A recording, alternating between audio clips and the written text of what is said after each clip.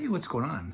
Ryan here with Intersection Records, and wanted to talk about the 50-year anniversary of Return to Forever's first gig with Al Di Meola on lead guitar. So, in 1972, Return to Forever is formed with Stanley Clarke and, of course, Chick Corea. They put out their first album called Return to Forever. Features Erto Moriera and Flora Purim. They then do Light as a Feather, which is the second album. They then add guitar and Bill Connors for the Hymn of the Seventh Galaxy. Earl Klug makes a brief stint on some live stuff. And, in 1974, Al Di Meola is a teenager still. He's at Berklee College of Music, which is in Boston. And he tells this story. So, he has a buddy named Mike. Okay, Mike's kind of an amateur engineer, records stuff. He's a hippie, records concerts.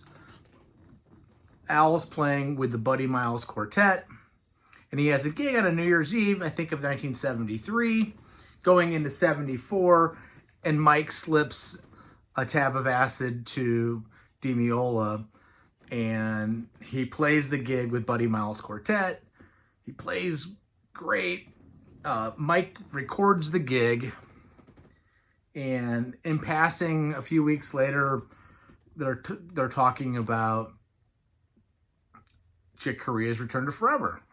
And Chick says to Mike, I would love to be in that band. Well, Mike takes that tape, goes down to New York City, finds management of Chick Corea, makes sure that they listen to it. And again, while Al's at his apartment outside of Berklee College of Music in Boston, he gets a phone call and it's Chick Corea.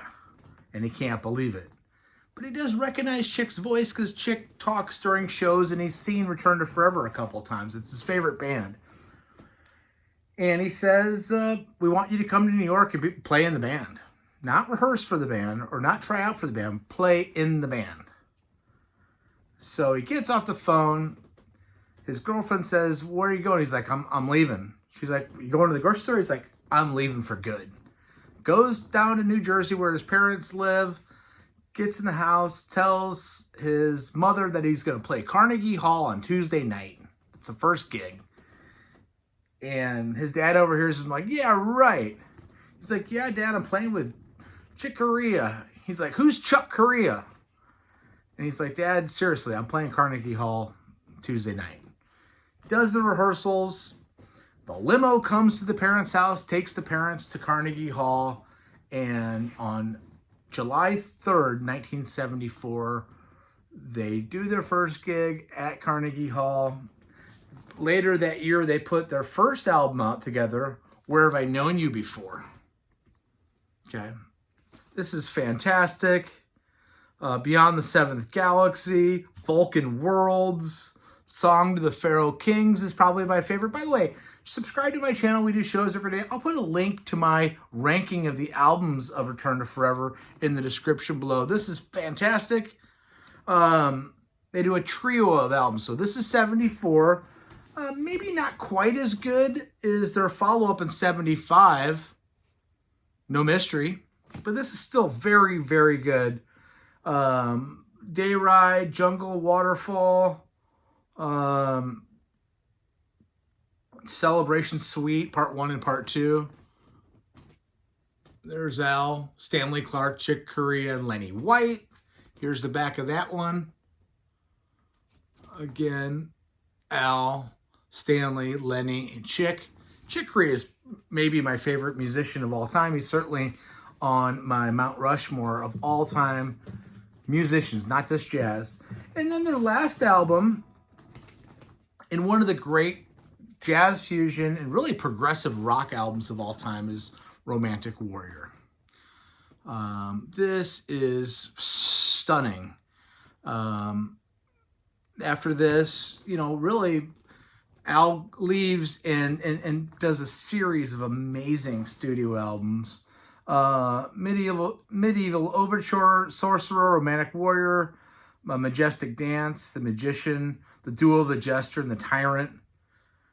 This is phenomenal stuff.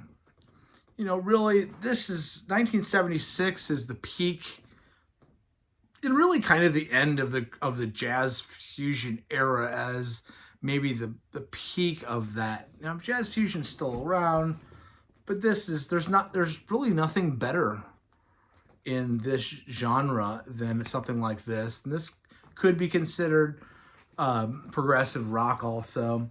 Anyway, happy 50th anniversary. Unfortunately, Chick Corea died a couple years ago.